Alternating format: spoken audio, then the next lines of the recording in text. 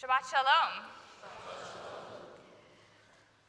Like many of you, I have spent the past couple of weeks glued not only to the news in Israel and Gaza and hostage negotiations, but also to college campuses much closer to home. We've seen photos and viral videos, we've read opinion pieces from professors, perhaps some of you have even walked by Columbia or NYU and seen the encampments with your own eyes. Some of you have children or other relatives living through it on campus right now. Of all the conversations I've had about the protests in the past couple weeks, there's one that stands out in my mind. During Passover, a Columbia student came here to PAS for a service, and he approached me looking for some rabbinic advice. He shared with me how isolated he feels as a Jew on campus. He told me of his friends, or people he thought were his friends, who are now full participants in the protests. He explained that these are students who had no opinion on Israel or Gaza a year ago, who may not be able to locate them on a map, who have no background education about the Israeli-Palestinian conflict. But now, he told me, the cool kids are at the encampment. That's where the party is. So these former friends have become anti-Israel protesters in order to join in and fit in. I saw the anguish in this student's eyes as he described the friendships strained and broken, and how his own campus life had been completely upended. And then he asked me a question I couldn't answer. What should I do? Should I continue my friendship with these people who seem to hate everything I stand for? Should I try to talk to them? Should I entirely shut them out and sever the relationships? What should I do, Rabbi? It was a question that required me to draw on my training as a pastor, not as a Middle East expert or a First Amendment expert, which I am certainly not. So I offered him a few options in the moment for how to proceed, but I ultimately said, I know that none of these are good options. The question is just which type of bad option you want. In the days since our conversation, I've continued to wrestle with what this student should do, especially because I know he's not alone. Many of your children, relatives, friends, or perhaps you yourself may be asking the very same questions on lots of college campuses. So with the benefit of a few days to think, here is what I think I might say if I were in this student's shoes, talking to my friends about their decision to join the protest. My friend, I want you to know first and foremost that I very much respect your spirit of civic engagement. That is something I so admire about you. Part of the reason we come to campus is to engage with ideas that are different from our own. It is part of what education is about. So in that spirit, and in the spirit of our friendship, here are three things I want to discuss with you. The first thing we have to talk about is extremism. The headlines and short video clips show your fellow protesters chanting "Intifada revolution" and "Burn Tel Aviv to the ground," and "From the river to the sea," and "We are Hamas." If you are chanting to globalize the Intifada, you need to be honest with yourself that you are not anti-war or pro-peace at all. You cannot explicitly call for violence and destruction and tell me that's an anti-war protest. But, you might say to me, I'm not shouting those things.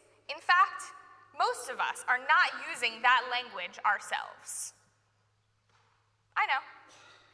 I know many of you are at these encampments and protests not chanting these violent words, because you really do believe in peace and you don't want either side to be burned to the ground. If that's you, If you are truly pro-peace and anti-war, the first thing you need to do is distance yourself from the extremists and condemn their hateful, violent language. Second, I want to ask you, are you protesting because the issue at hand matters to you, or because you want to be part of something greater than yourself?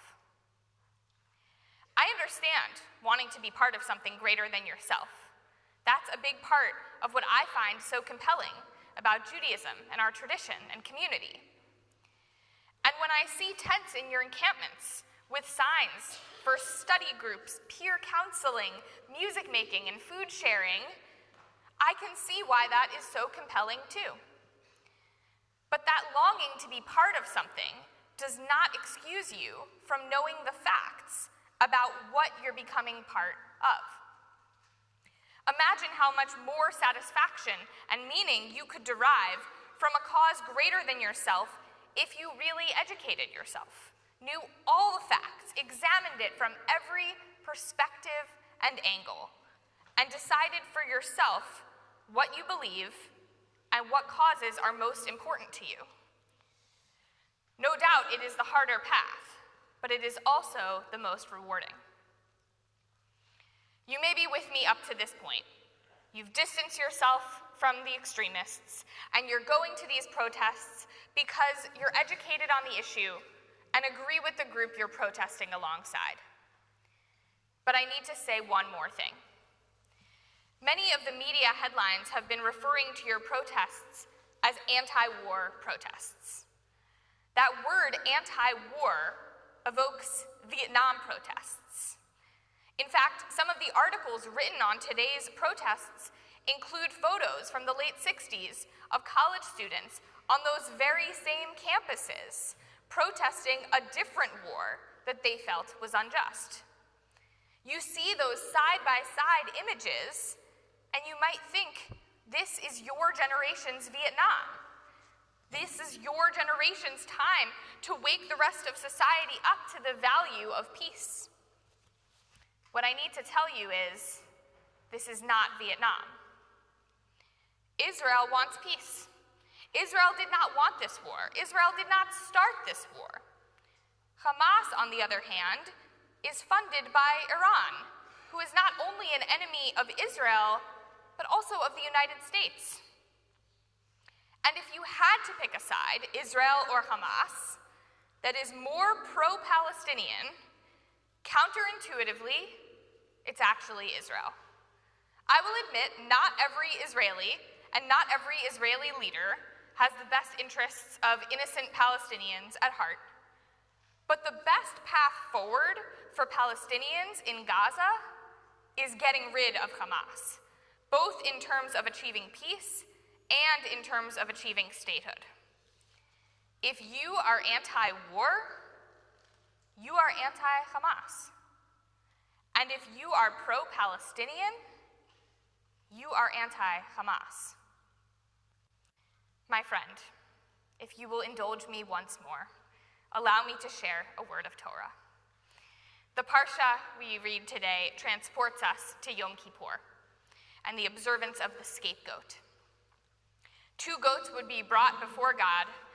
The high priest would cast lots over them, and then one would be designated as an offering for God, marked as good, and the other would be marked as evil. That second goat would be responsible for carrying all of the Israelites' sins off into the wilderness. But until the moment of the casting of lots, the 2 goats are identical. There is no difference between them. One is destined for good and the other destined for evil, but we cannot tell them apart. Even once the lots are cast and the identities of the 2 goats are determined, someone looking in from the outside may not be able to tell the difference without a very close examination. This phenomenon, minus the goats, happens in our world all the time. How can we tell the difference between 2 groups of protesters who both say they want peace and both say they want to prevent genocide? How can we tell the difference between two movements both claiming the moral high ground. To the unknowing person, they look the same, making the situation confusing. So people tend to follow their friends and follow where the party's happening. It's human nature. But the truth is, it's no excuse. When it's hard to tell the difference between the two goats in this week's Parsha, it just means we have to look harder, look more closely, to make sure that we are absolutely, without a doubt, casting our lot with the good and not with the evil. And when you are faced with protesters who say they want peace, but only call for a unilateral ceasefire, ignoring the fact that Hamas says they will repeat October 7th again and again, it is on you to distinguish them from protesters who say they want peace for both Israelis and Palestinians, that no one should be held hostage, and that no one should be ruled by a terrorist organization. I know it's not as punchy to shout through a megaphone, "We want a ceasefire that brings lasting peace to both sides, a two-state solution, no more terror, violence, or war on either side, and bring home the hostages." But generic buzzwords like anti-war and ceasefire are how we confuse the two goats of the Parsha, how we confuse two movements that are not, in fact, both pro-peace and anti-war in reality. My hope for you, my dear friend, is that you never lose your spirit of civic engagement, but that you use it wisely, that you learn to distinguish between the causes around you today, just as our ancestors had to distinguish between two goats, that you look beyond the buzzwords and cast your lot with that which reflects your true values. Shabbat Shalom.